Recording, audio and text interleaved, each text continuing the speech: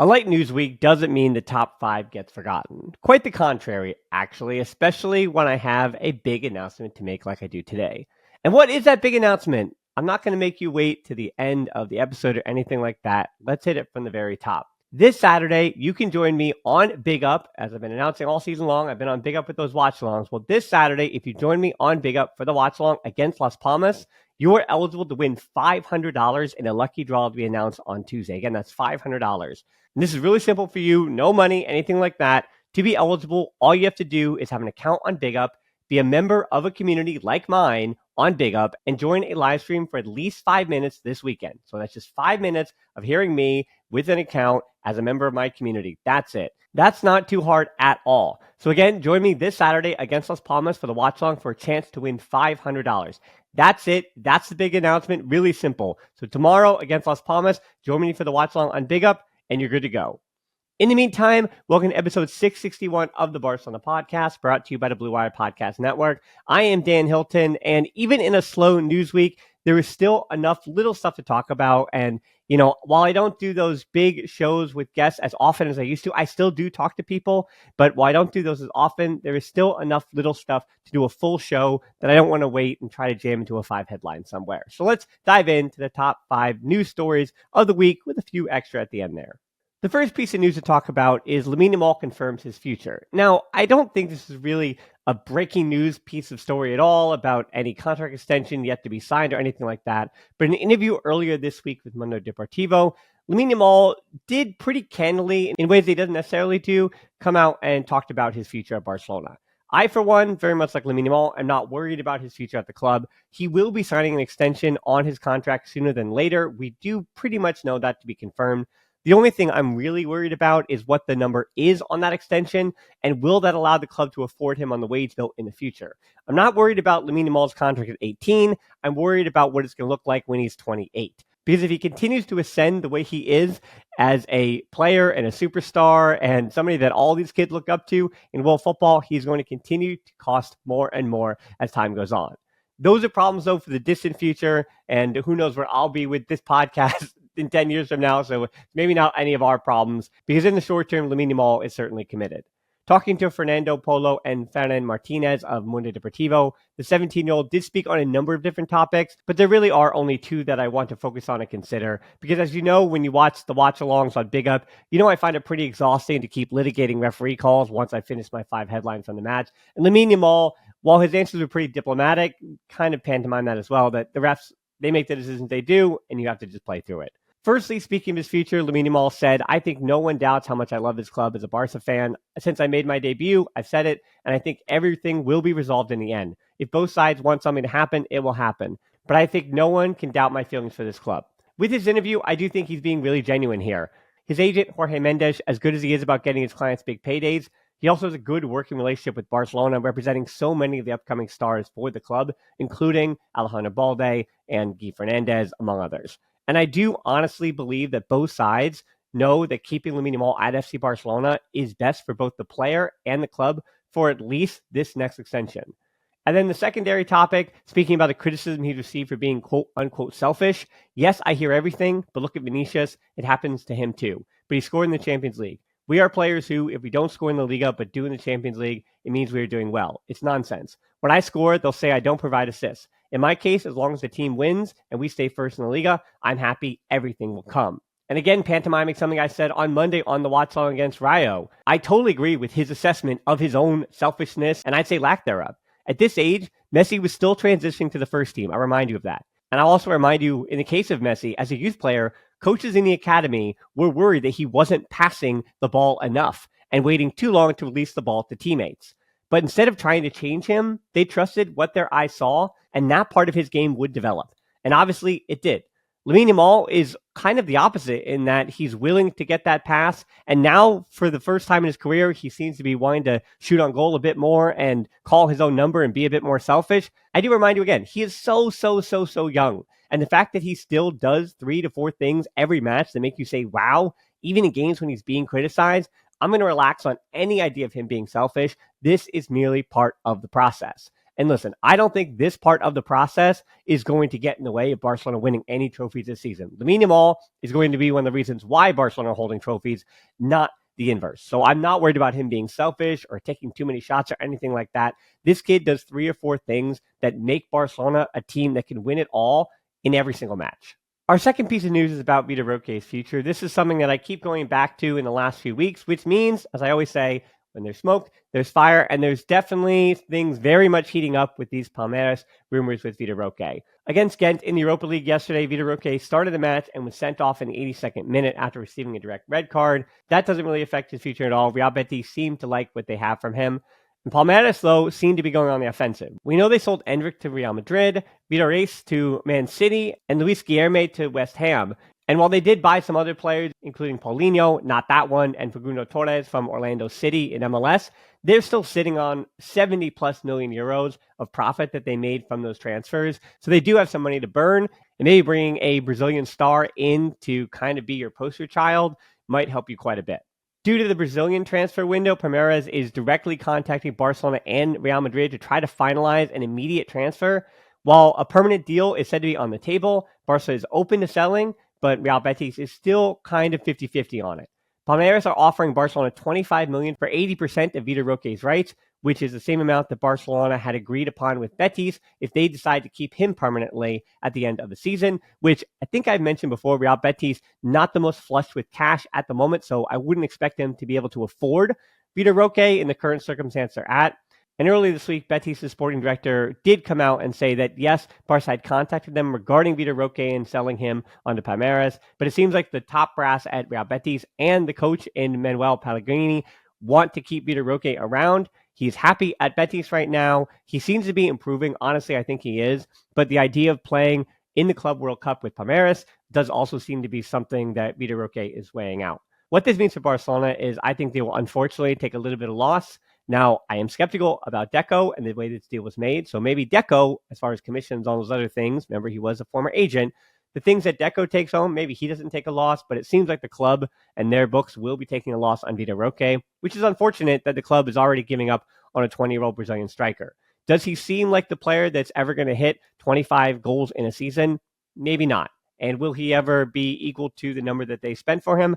I'm not sure about that. So maybe 25 mil is selling high at the moment for 80%. So that number could go up as well with incentives and things like that. But it is disappointing. It does feel like with this kind of news, not even about Real Betis, but about Palmeiras, that this feels like the end of the Vitor Roque saga at Barcelona. And maybe if we revisit it in the summertime, it will just be a continuation of him not being a Barcelona player in the future. Our third piece of news is all about the Champions League draw.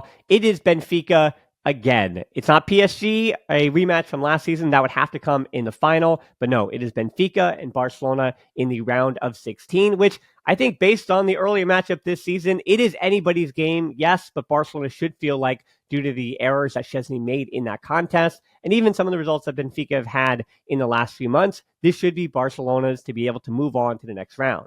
They are going to be favorites, but I wouldn't say they're overwhelming favorites in any way.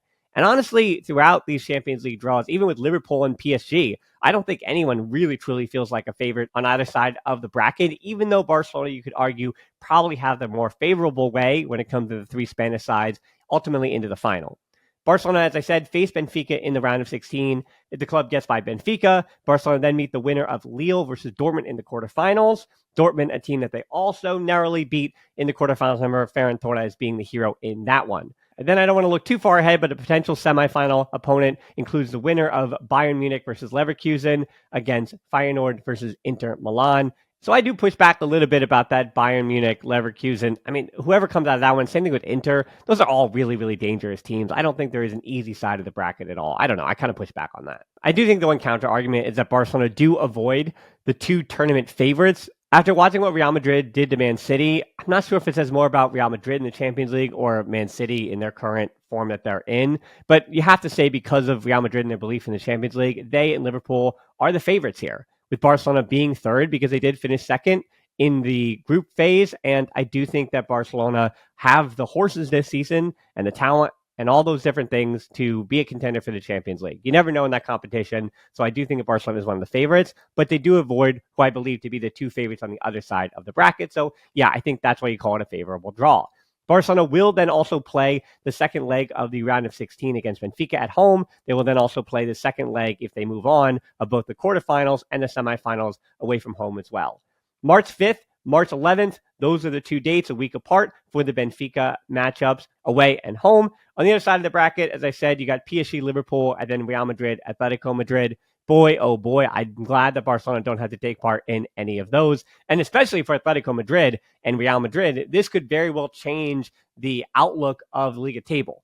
I do also push back on that a little bit because look at Real Madrid over the weekend against Osasuna, and then look what they did to Man City. It seemed to be night and day for Real Madrid in the Champions League to Real Madrid in the Liga. So I don't really think all these difficult matchups for Real Madrid and Atletico Madrid, especially for Atleti. They have 4 home fixtures in their next 10 games, and those 4 home fixtures come against Barcelona twice, Athletic Club, and Real Madrid. So those are not easy home games at all for Diego Simeone and company. But again, I don't know if this is truly going to affect the table in the Liga. I think that Barcelona, Real Madrid, Atletico Madrid, they've been so inconsistent this season. No team is that overwhelming, talented favorite that is going to get into good form and just knock through all their opponents like bowling pins. I do think that each and every game for all 3 of these teams is going to almost be an albatross or an outlier to everything else coming around them in the rest of their season. Our 4th piece of news, and sticking with Atletico Madrid, is an update on Clement Lenglet, a Barcelona player, which will probably never be, and I say probably, but yeah, he'll never be a Barcelona player again. But it's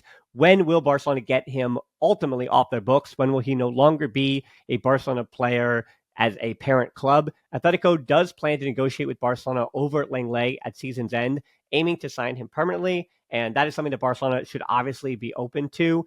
But they are also considering extending that loan, which if you could sell him permanently, I would do that. Reports have been that Barcelona want 10 million euros, which is a price that Atletico seems to refuse to meet, which I do think is a bit of posturing for Atletico Madrid. Maybe they can negotiate them down to 8 for the summertime. I mean, Atleti know that Barcelona do want to get rid of Lenglet and they need to unload him for financial fair play, but that need, I think, is a bit different than it used to be in the case of Lenglet. I don't think Barcelona are still in the situation they are.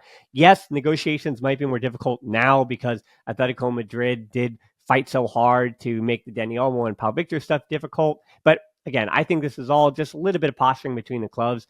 Lenglet does seem to be happy at Atletico Madrid. I think he understands at this point in his career that he's going to have to lower his salary on this next contract anyway. So yeah, I guess you get a few extra million, but why would you not want guaranteed money on a new full contract from Atletico Madrid than taking the risk that you might get hurt or fall out of favor or anything, which makes negotiations, I think, harder next season. So just take the money in the long run as opposed to, just trying to bet on yourself in the next season. I also think from a playing perspective, it makes sense for Atletico Madrid to want him. They have been better with him on the field. In the 20 games he's featured this season, Atleti has lost just once, a 1-0 narrow defeat to Leganés. In the Champions League, they gave up 4 goals to Benfica and 3 to Lille. That's without him. And then 4 goals in 5 matches with him playing the full 90. That sounds like a player that's worth 10 million for Atleti. So hopefully they can get that done. And for Barcelona, their salary cap this week also reportedly rose from 426 million to 463.6 million for the summertime. So Barcelona might not actually have to worry too much about if it's 8 million or 10 million. So hopefully that just winds up being a nothing burger.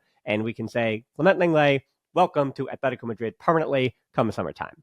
Our 5th piece of news this week is the best of the rest, so not really one big piece of news that deserved to be its own headline, but instead a grab bag of different things that I want to make sure you're aware of this week. First was a statement by Ilaix Moriba, which isn't really new news. It's things that we knew, but I don't know.